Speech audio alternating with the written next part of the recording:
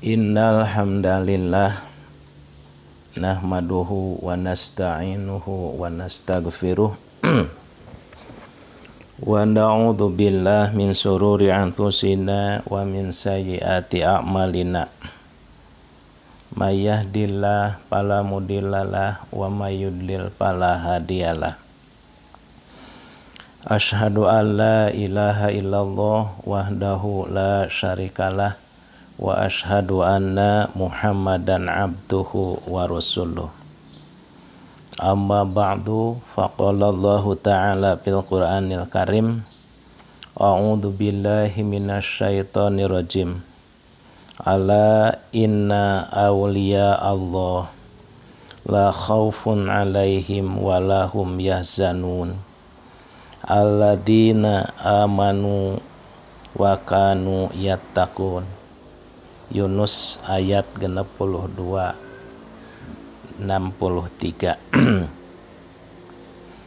Alhamdulillah wa syukrulillah, pada sore hari ini saya bisa mengisi acara yang dilaksanakan oleh salah seorang asatidzah pesantren Persis 96 Lempong Banyuresmi dalam acara pengajian online.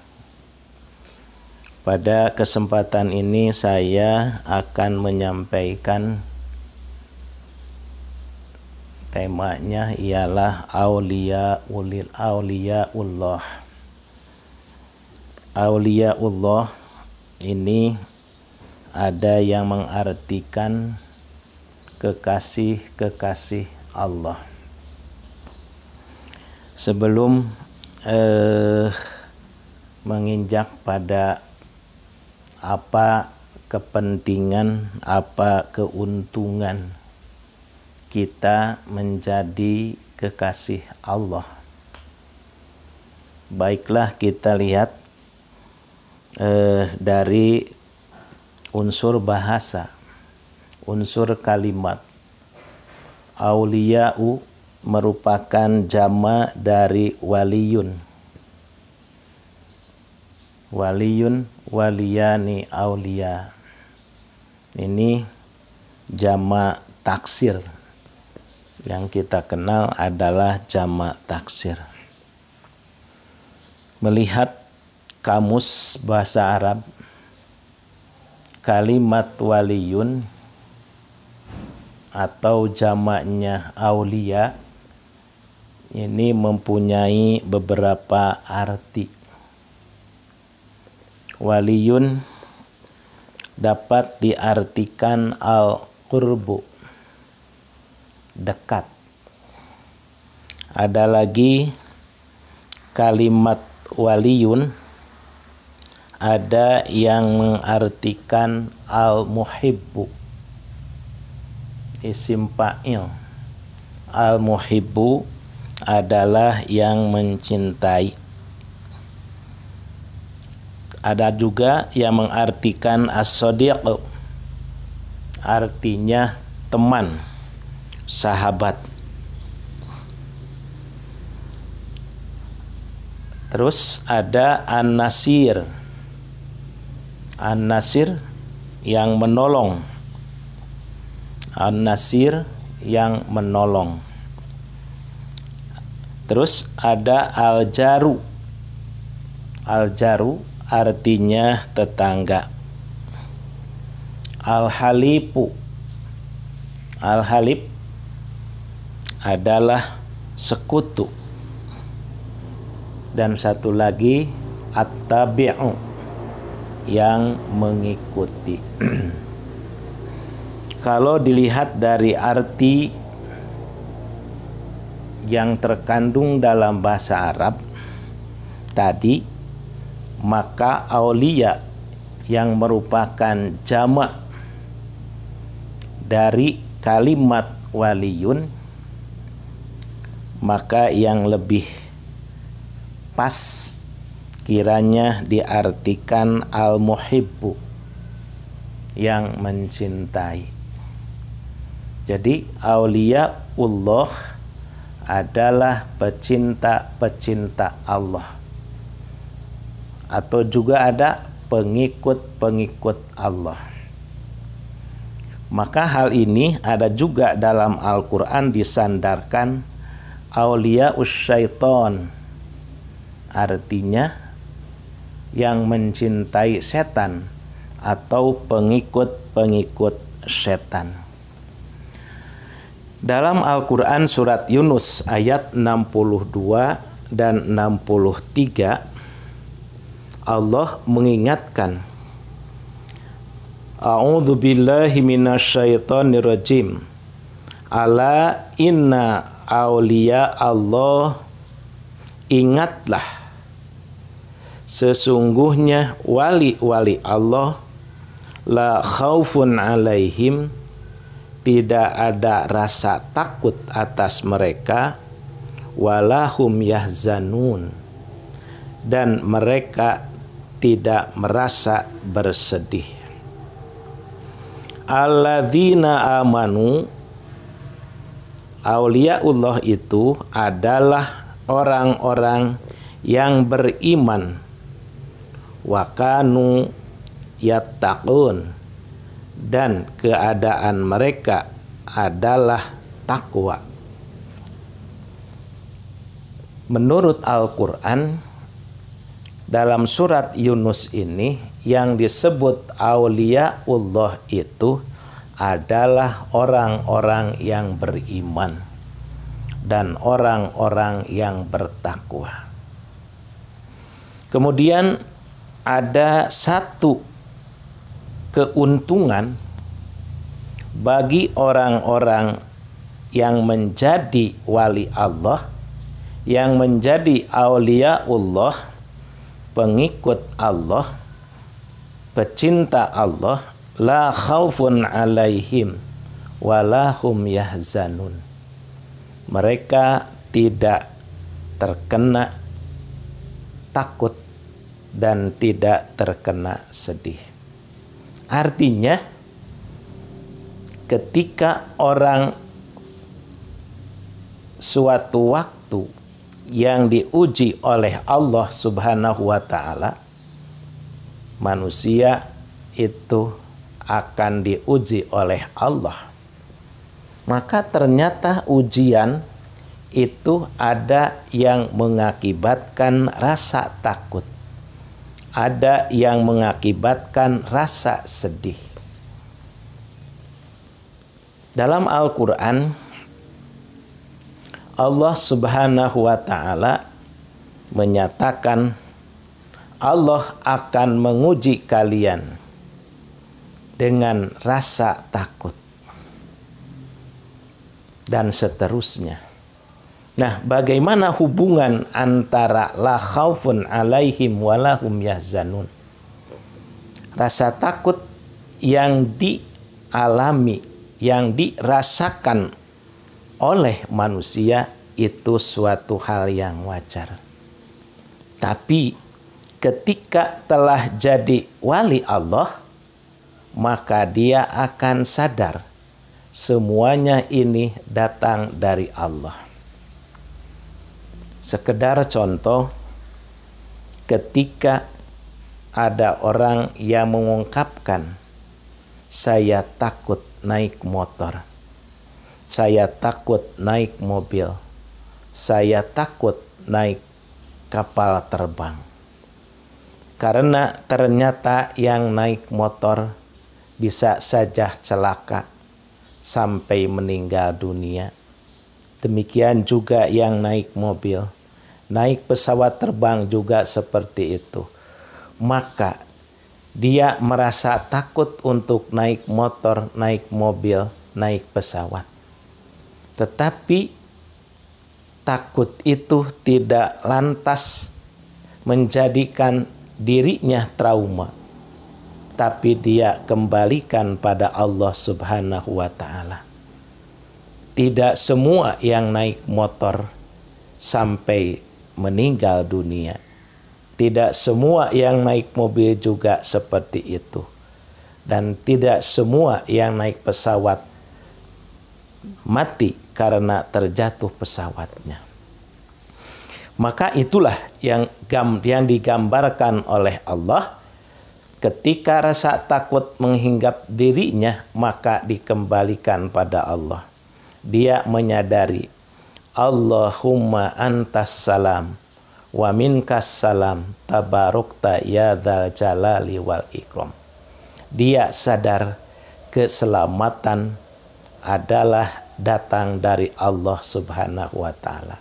Maka sekalipun dia melihat orang yang tabrakan naik motor sampai meninggal dunia, maka dia sadar itu adalah takdir dari Allah. Demikian juga rasa sedih. Rasa sedih akan datang pada manusia. Yahzanun akan datang pada manusia. Tapi rasa sedih juga sama seperti tadi. Sebagaikan atau seperti khaufun, rasa takut. Rasulullah Shallallahu Alaihi Wasallam menyampaikan satu hadis yang diterima dari Abi Hurairah yang diriwayatkan oleh Imam Bukhari serta Imam Muslim. Innallaha azza wa jalla qala, sesungguhnya Allah azza wa jalla berfirman, man ada li waliyan, barang siapa yang memusuhi waliyan, waliku, li waliyan, waliku, faqad barozani bil harbi, maka sungguh orang tersebut telah menyatakan berperang denganku. Al-Quran menyatakan auliyaullah dalam hadis li waliyan. Barang siapa yang memusuhi, menyatakan perang pada waliku, maka artinya dia telah menyatakan perang padaku. Wa ma yataqarrabu ilayya abdi bisyai'in ahabba ilayya mimma aftaradtu alaih. Tidak ada sesuatu pun yang lebih aku cintai dari hamba-hambaku kecuali hamba-hambaku memprioritaskan, mengutamakan apa yang telah aku wajibkan pada dia, apa yang telah aku fardukan pada dia. Wa mazala yataqarrabu ilayya bin nawafil hatta ahbabtuhu. Dan senantiasa hambaku mendekatiku dengan melaksanakan an-nawafil, perbuatan-perbuatan sunat, sehingga aku mencintainya. Di sini dalam hadis ini, yang akan menjadi wali Allah adalah orang yang mengutamakan apa yang diwajibkan oleh Allah Subhanahu wa taala. Kemudian tidak merasa cukup dengan perbuatan yang diwajibkan, malah dia mengikutinya dengan perbuatan-perbuatan sunat. Sekalipun kita mengenal dalam usul fikih bahwa sunat atau nadab adalah suatu yang dikerjakan dapat pahala, tapi ketika tidak dikerjakan tidak dapat siksa. Dari ta'rif ini, dari kaidah ini, maka ada yang meremehkan, mensepelekan mengenai pekerjaan-pekerjaan nawafil. Setelah dia sholat wajib yang 5 waktu, maka ketika ditegur kenapa tidak melaksanakan sholat ba'diyah atau qobliyah, maka jawabannya cukup menyatakan itu kan sunat. Dikerjakan dapat pahala, tidak dikerjakan tidak dapat siksa. Pemikiran seperti ini berkembang di kalangan umat Islam. Maka bagi kita, sekalipun memang tidak dapat atau tidak dikenakan sanksi siksa bagi yang tidak melakukan nawafil sunat, maka coba kita renungkan betapa ruginya ketika orang lain dapat pahala dari yang wajib dan mendapat pahala tambahan pahala dari yang sunat, sementara kita tidak mendapatkan tambahan itu. Maka pemikiran sekalipun sunat maka kita coba dawamkan, karena mungkin suatu waktu ketika kita melaksanakan yang wajib seperti sholat yang wajib, ternyata berdasarkan dalil-dalil yang kita temukan tidak semua sholat yang kita laksanakan yang wajib itu diterima oleh Allah atau bisa dilaksanakan dengan sesempurna mungkin, tapi mungkin saja banyak kekurangannya.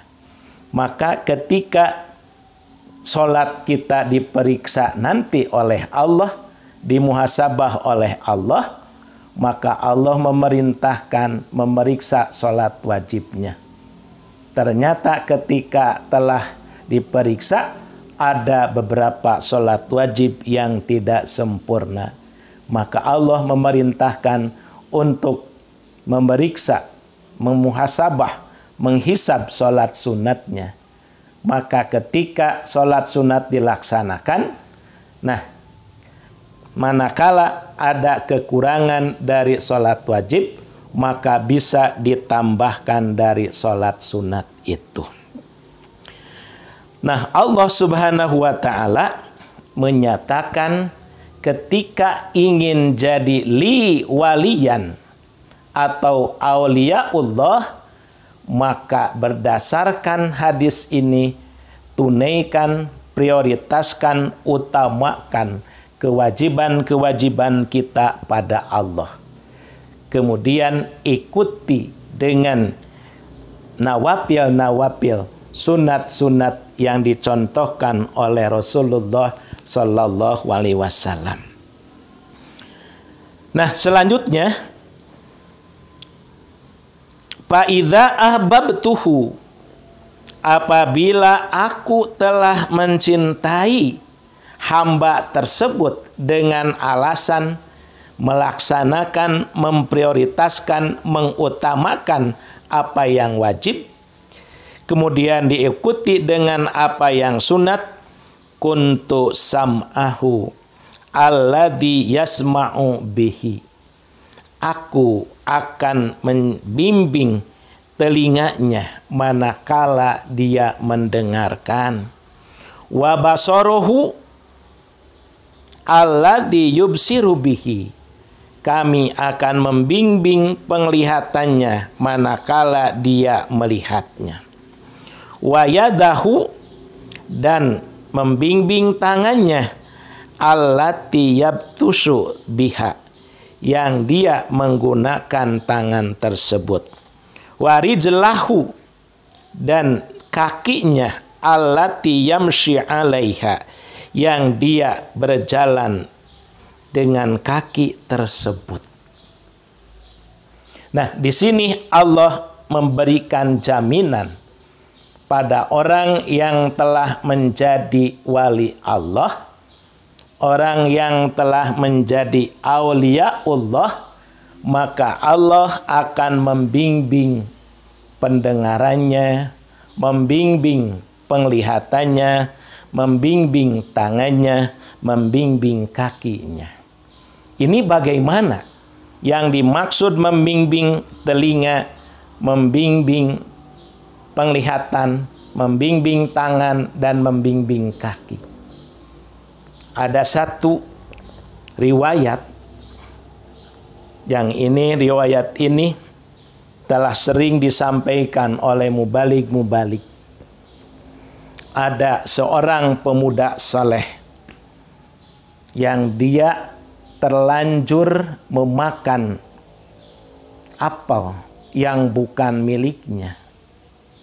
Maka ketika sebuah apel yang dia makan, ternyata setelah masuk ke perutnya, maka dia sadar apel ini bukan milik dirinya. Nah, karena bukan miliknya, maka dia merasakan dia telah memasukkan barang yang haram pada perutnya. Maka dia sangat takut, merasa sangat takut, sehingga dia harus berupaya menemukan pemilik apel itu dan meminta dihalalkan apel yang sudah dia makan. Maka setelah bertemu dengan yang punya apel, pemuda tersebut menyampaikan niatnya, menyampaikan tujuannya. Maka yang punya menyatakan, boleh saja saya menghalalkan apel yang telah kamu makan, tapi tidak gratis. Ada syarat yang harus kamu penuhi. Maka ketika dipinta apa syaratnya itu, kata yang punya apel, kamu harus menikahi anak saya. Yang anak saya itu matanya buta, telinganya tuli, bibirnya bisu, kakinya lumpuh.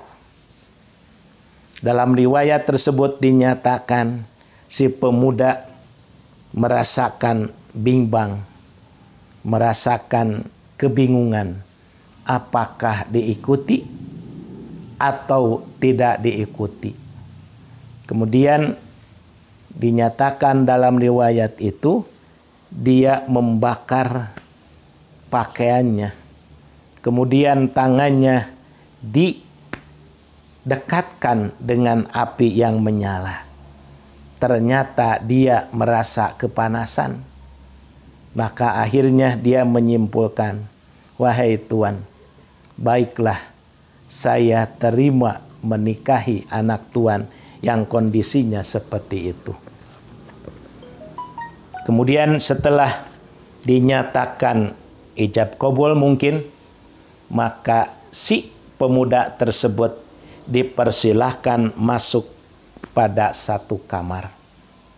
Maka ketika dia masuk, dia kembali lagi dengan wajah yang pucat sambil berbicara pada mertuanya yang telah menikahkan dia dengan anak perempuannya. Bapak ini telah mempermainkan aku. Kata bapak, anak bapak itu tuli, bisu, buta, dan lumpuh. Ternyata yang saya dapatkan di kamar yang bapak persilahkan saya masuk, ternyata tidak ada orang perempuan yang seperti bapak katakan. Maka di sini si bapak menjelaskan anak saya buta. Artinya bukan buta sebenarnya, tapi buta dari pandangan-pandangan yang diharamkan oleh Allah. Tuli, anak saya tuli dari pembicaraan-pembicaraan yang dilarang oleh Allah. Dari suara-suara yang dilarang oleh Allah.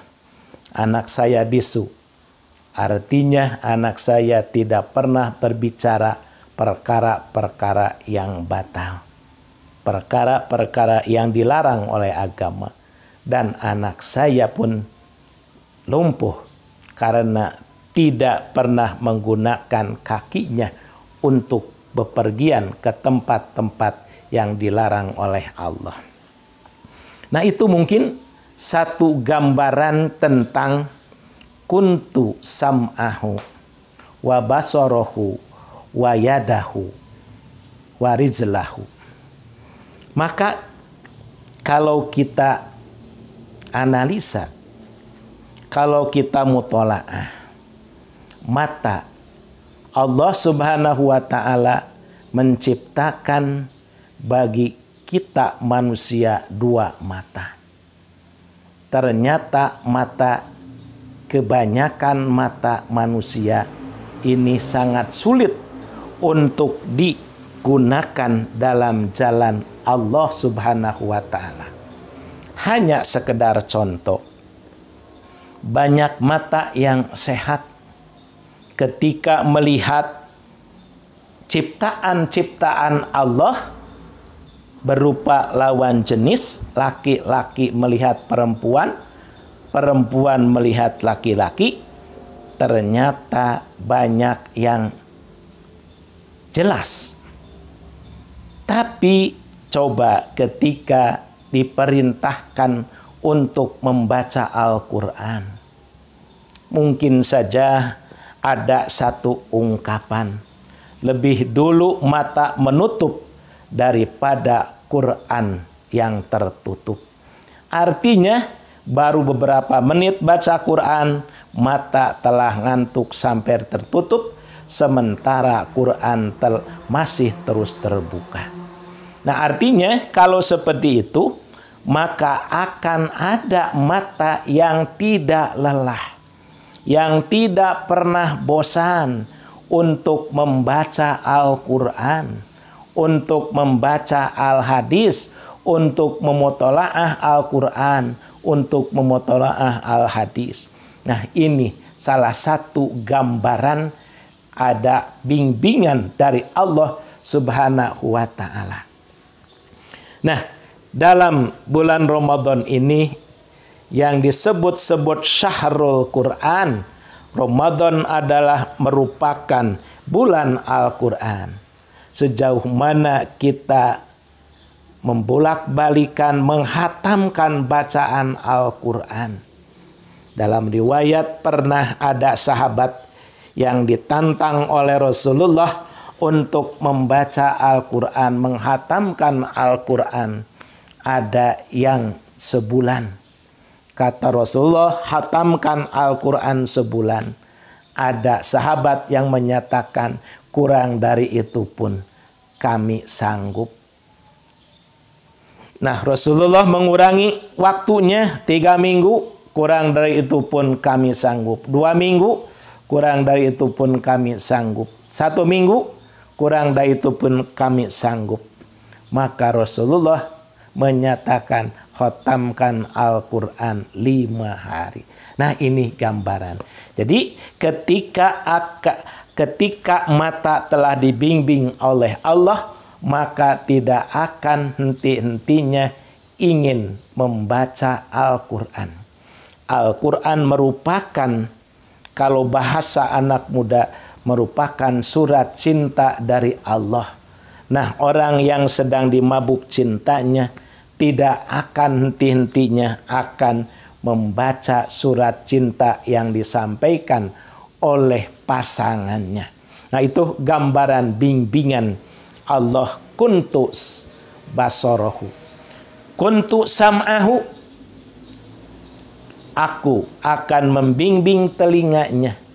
Tidak sedikit telinga yang bisa dipakai mendengarkan lagu-lagu yang erotis, lagu-lagu yang mendayu-dayu, bisa 1 jam 2 jam.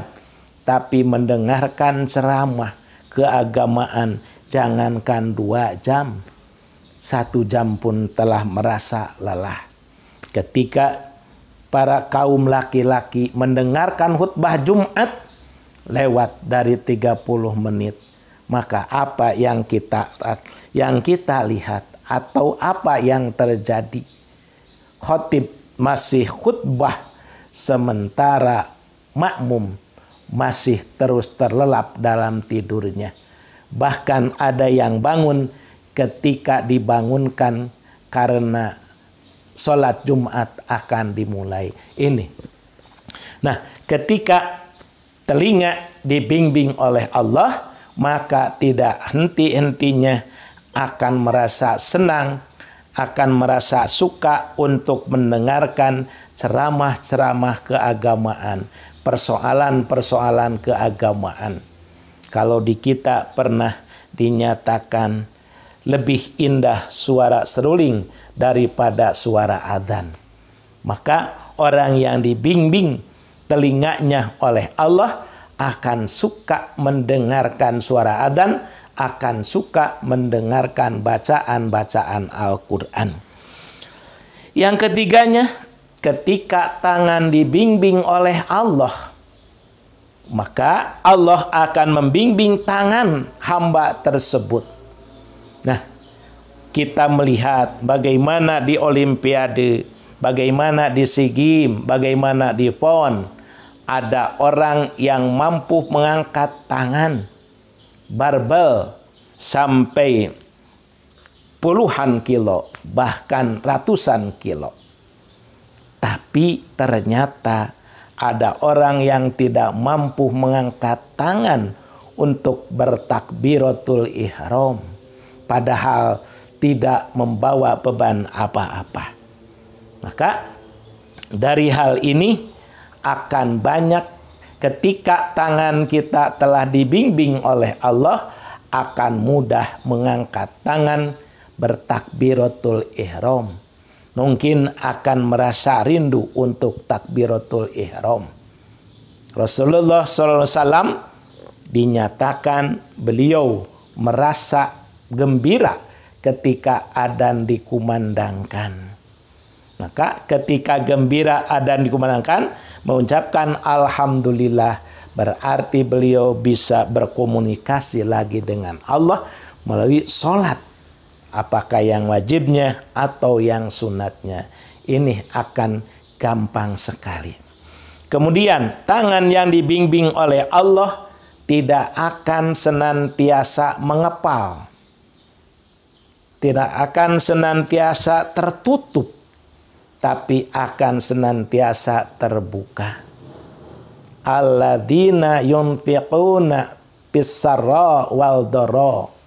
Nah, orang yang menjadi calon penghuni surga adalah orang yang berinfak ketika di masa lapang dan masa sempit. Uangnya di dompet banyak, di ATM banyak, tapi ketika ada yang meminta-minta, senantiasa tangannya terkepal. Ada yang minta sumbangan, tangannya terkepal. Maka ketika tangan telah terbimbing oleh Allah, maka ketika hamba tersebut punya banyak uang, maka dia akan dengan mudah mengeluarkan infak sodakoh, apalagi zakat.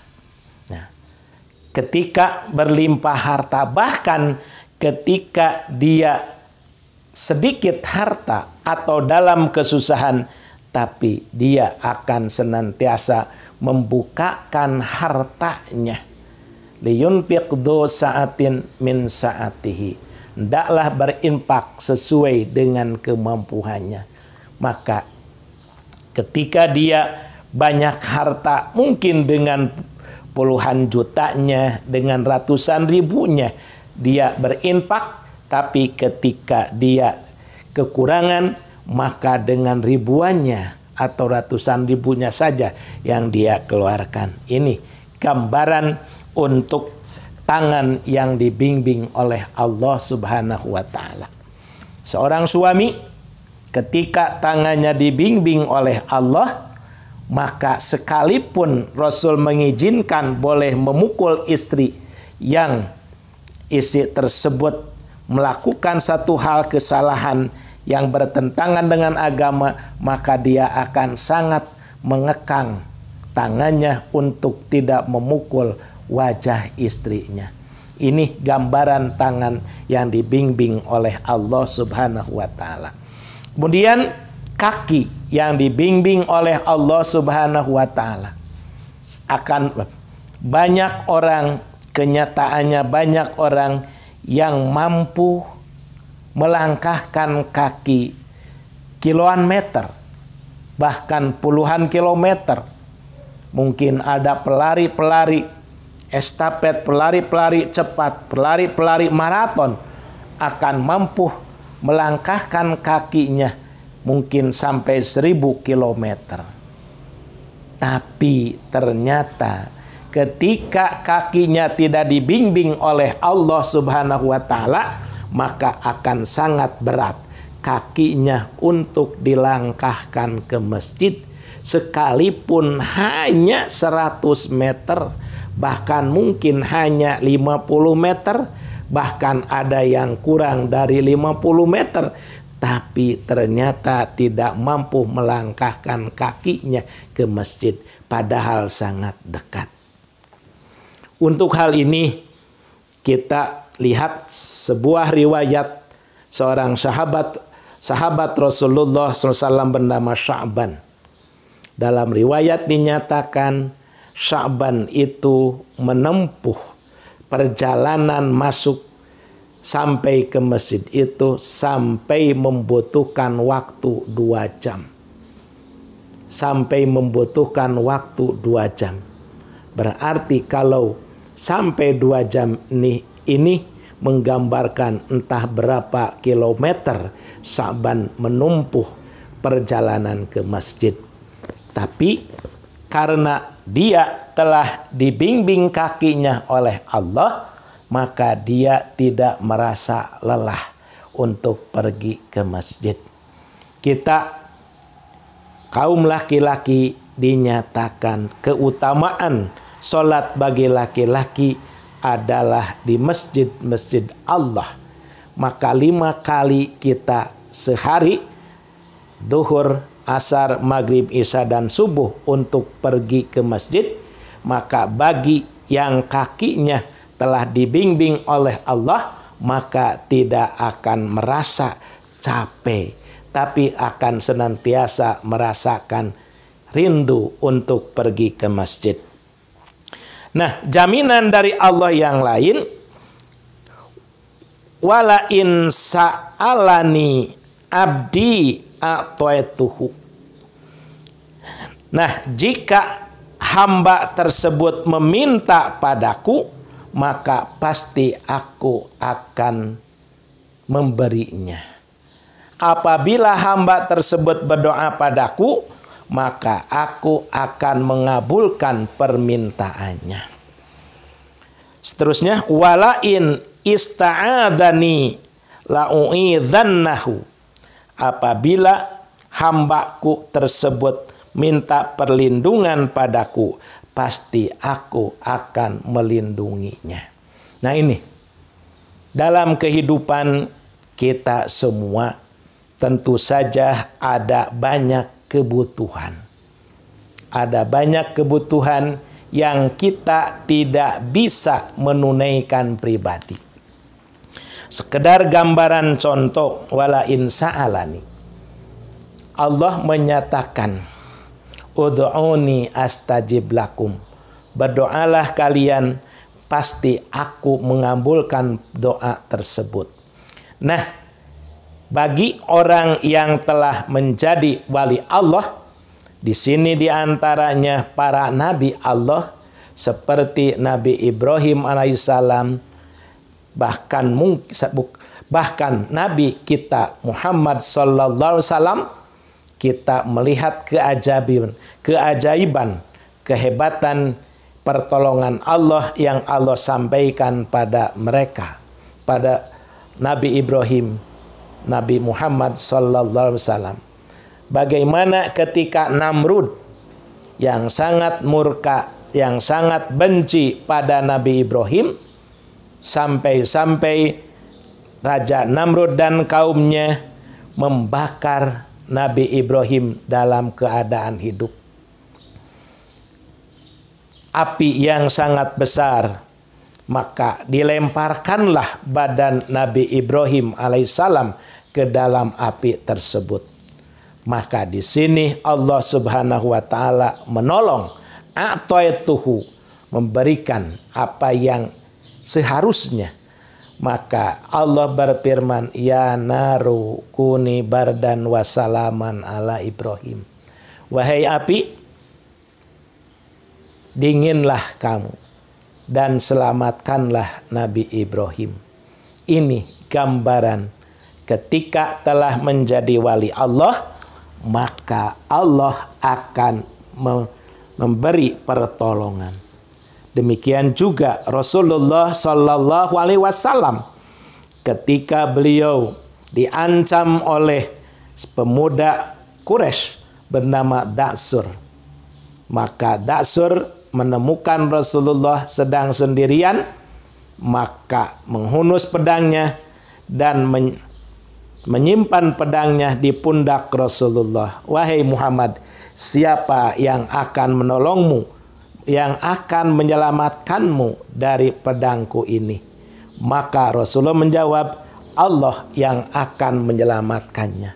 Maka hanya dengan seperti itu, Da'sur tangannya bergetar dan sampai-sampai pedang yang dia pegang terjatuh. Nah ini gambaran wa in sa'alani a'taituhu. Dan ketika hamba tersebut minta perlindungan padaku, maka pasti aku akan melindunginya. Bagaimana Rasulullah SAW dan Abu Bakar, ya, dan Abu Bakar ketika akan hijrah dari Mekah ke Madinah yang telah disiapkan oleh pasukan pemuda-pemuda Quraisy yang ingin membunuh Rasulullah. Maka di sana ketika Rasulullah istirahat masuk ke gua, maka Allah melindungi Rasulullah dan Abu Bakar. Padahal para pemuda telah melihat ke permukaan gua. Ternyata dalam sejarah dinyatakan ada laba-laba yang bersarang di sana. Muncul dalam pemikiran para pemuda, tidak mungkin Muhammad dan Abu Bakar masuk ke gua ini, karena nyatanya ini ada sarang laba-laba. Nah ini yang gambaran la'u'idhannahu, pasti aku akan melindunginya. Ikhwatu iman, untuk mengakhiri mutalaah hari ini, sore ini, maka kita diharapkan atau kita berharap ingin jadi wali-wali Allah atau yang lebih terkenal auliaullah. Maka wali Allah di sini ada jaminan dari Allah dalam Al-Qur'an, la khaufun alaihim walahum yahzanun. Pertama itu dalam Al-Hadis tadi, Allah akan memudahkan mata untuk digunakan dalam jalan Allah. Allah akan membimbing telinga untuk sangat mudah digunakan dalam jalan Allah pula. Tangan dan kakinya pun demikian. Apabila meminta pada Allah pasti dikabulkan. Apabila berlindung pada Allah pasti akan dilindungi. Nah, mudah-mudahan ungkapan penjelasan secara singkat ini menjadi ilman nafi'an wa amalan mutaqabbalan. Aqulu qauli hada wa astaghfirullaha li wa lakum. Rabbana atina fid dunya hasanah wa fil akhirati hasanah wa qina adzabannar. Wassalamualaikum warahmatullahi wabarakatuh.